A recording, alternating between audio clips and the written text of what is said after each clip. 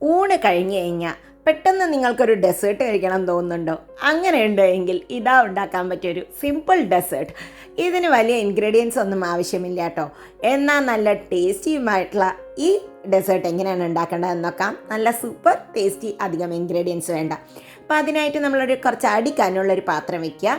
അതിലേക്ക് നമുക്കൊരു 1/2 ലിറ്റർ പാലാണ് ഒഴിച്ചു കൊടുക്കുന്നത്. ഞാൻ വളരെ കുറച്ചേ ഉണ്ടാക്കുന്നുള്ളൂ. ഞങ്ങളൊരു ഊണ് കഴിഞ്ഞിട്ട് ജസ്റ്റ് ഒന്ന് കഴിക്കാനുള്ളത്ര മാത്രമേ ഉണ്ടാക്കുന്നുള്ളൂ. 1/2 ലിറ്റർ പാൽ ഒഴിച്ചിട്ട് ഇതിനെ ഒന്ന് നമുക്ക് നന്നായി ഒന്ന് തിളപ്പിക്കാം. നിറയെ സ്വീറ്റ് കഴിക്കുന്നവരാണെങ്കിൽ കുറച്ച് ക്വാണ്ടിറ്റിക്ക് കൂട്ടിക്കൊള്ളൂ കേട്ടോ. ഇനി ഇതൊന്ന് തിളപ്പിച്ചെടുക്കാം. ഒരു 10 മിനിറ്റോളം നമുക്കിതിനെ ഒന്ന് തിളപ്പിക്കാം. ഒരുപാട് കുറുക്കി ഇതിൻ്റെ പകുതി ആവേണ്ട ആവശ്യമൊന്നുമില്ല കേട്ടോ.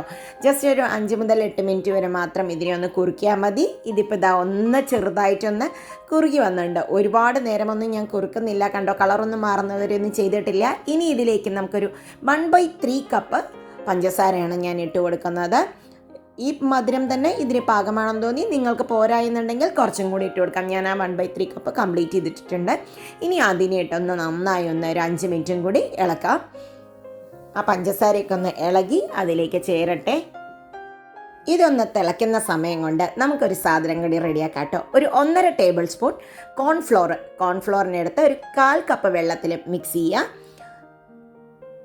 ഇനി അത് നന്നായിട്ട് ഒട്ടും കട്ടയില്ലാതെ മിക്സ് ചെയ്തെടുക്കണം കേട്ടോ. ഒട്ടും കട്ട പാടില്ല. ഞാനൊരു 1/4 കപ്പ് വെള്ളത്തിൽ മിക്സ് ചെയ്യുന്നുള്ളൂ. ഇനി ഇതിലേക്ക് നമുക്ക് ആ തിളച്ചുകൊണ്ടിരിക്കുന്ന പാലിലേക്ക് മെല്ലെ മെല്ലെ ഒഴിച്ചു കൊടുക്കാം. ഒരുപാട് പെട്ടെന്ന് ഒഴിക്കരുത്. അതിനെ ഒഴിച്ച് നമുക്കതിനെ നന്നായി ഒന്ന് ഇളക്കി ചേർക്കാം.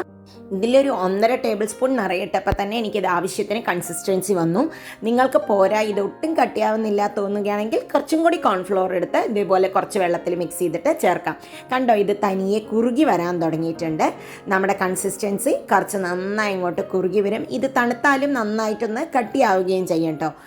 അപ്പോൾ അത് നന്നായി ആ കോൺഫ്ലോറൊക്കെ വെന്ത് വന്നിട്ടുണ്ട്. അധിക സമയം എന്നില്ല, 2-3 മിനിറ്റ് കൊണ്ട് തന്നെ വേവും. ഇതിതാ കുറുകി വന്നിട്ടുണ്ട്. നമുക്കിനി ഇതിനെ ഓഫ് ചെയ്തിട്ട് ഒന്ന് ചെറുതായിട്ടൊന്ന് തണുക്കാൻ വയ്ക്കാം. ഇതാണ് കൺസിസ്റ്റൻസി ഞാൻ ഓഫ് ചെയ്യുമ്പോൾ ഉള്ളത് കേട്ടോ. ഈ പാത്രം നല്ല കനമുള്ളതുകൊണ്ട് ഇരുന്നിട്ടും ഒന്ന് ചൂടാവും, അത് തിളയ്ക്കുകയും ചെയ്യും. അപ്പം ഞാനിത് ഓഫ് ചെയ്ത് വെച്ചിട്ടുണ്ട്. ഇപ്പോൾ ഇതാ ഒരു 10 മിനിറ്റ് ഒന്ന് തണുത്തപ്പോൾ തന്നെ കണ്ടോ അതിൻ്റെ കൺസിസ്റ്റൻസി ഇതാ ഇങ്ങനെ ആയി മാറിയിട്ടുണ്ട്. ഇങ്ങനെ ആയി മാറും നമ്മുടെ. ഇനി ഇതിനൊരു ബേസ് ഉണ്ടാക്കാൻ വേണ്ടി ഞാനൊരു ഗുഡ് ഡേയുടെ ബിസ്ക്കറ്റാണ് എടുത്തത്. ഞാൻ ഗുഡ് ഡേയുടെ ചോക്കോ ചിപ്സ് ഉള്ള ബിസ്ക്കറ്റ് എടുത്തിട്ടുണ്ട്. അതിനെ ഒരു 6 എണ്ണത്തിനെ എടുത്തിട്ട് ഞാൻ ജസ്റ്റ് ഒന്ന് മിക്സിയിലിട്ട് അടിച്ചെടുത്തിട്ടുണ്ട്. കണ്ടോ, 6-8 നിങ്ങൾക്ക് ബേസിനനുസരിച്ചാണ് ജസ്റ്റ് അടിക്കുന്നേ ഉള്ളൂ. ബട്ടറൊന്നും ചേർക്കുന്നില്ല. ഇനി സെർവ് ചെയ്യുന്ന ബൗളിലേക്ക് ഇതുപോലെ ഇട്ട് കൊടുക്കുക.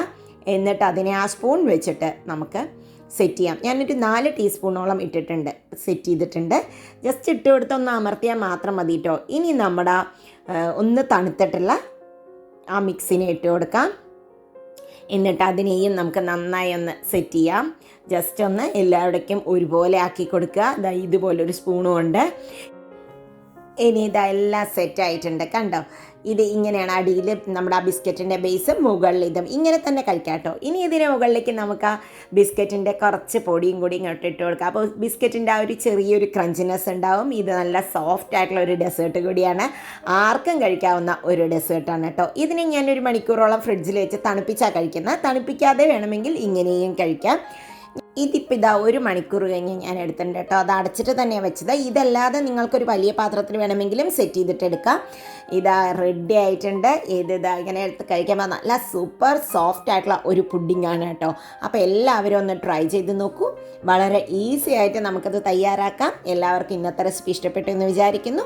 വീണ്ടും അടുത്ത വീഡിയോയിൽ കാണാം. ബൈ.